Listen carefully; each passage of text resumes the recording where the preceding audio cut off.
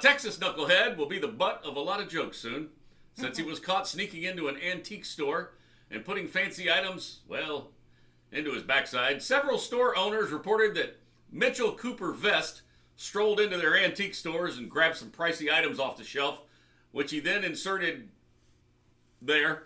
A task that he made easier by wearing a kilt.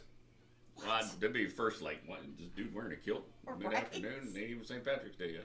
The 60-year-old would have a hard time trying to convince cops that it was mistaken identity, since he also had a shaved head, was 6'6" and 250 pounds. Big fellow wearing a kilt. Wow. The items that went in through the outdoor included an antique makeup brush, a vintage bottle opener, and an antique tobacco canister. Yeah, Prince Albert the can?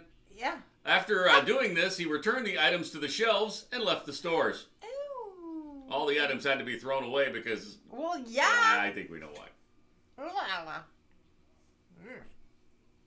No thanks. A Danish knucklehead stuck 68 matches up his nose for the world record. 39-year-old Peter von Tangen Buskov was awarded a title for the most matches held in his nose, while he surpassed the Guinness World Records goal of 45 matches. Why? Surprisingly, it didn't really hurt, Buskov said, and added that he has fairly large nostrils and quite stretchy skin.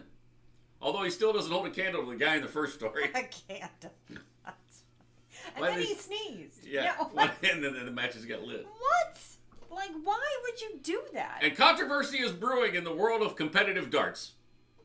55-year-old Darren Webster, who's been a pro for more than 2 decades, lost in a big match against 35-year-old Ron Muhlenkamp. After the match, Webster declined to shake hands with Muhlenkamp because Webster believed that Muhlenkamp was ripping farts throughout the match in hopes of distracting Webster. If this is true, the strategy worked.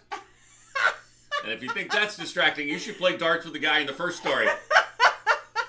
Seriously. Because he's got a move that'll really get you distracted. Wow. Yeah. The guy in the second story might try and shove him up his nose, but that's a whole other thing. All right, moving right along. So what is with... What? I don't know. Everybody needs a hobby. Is that a hobby? Those are your knuckleheads. Find those stories wherever you follow us on social media. Search Mel and Scott in the morning. Keep stuff out of places that don't belong. Please.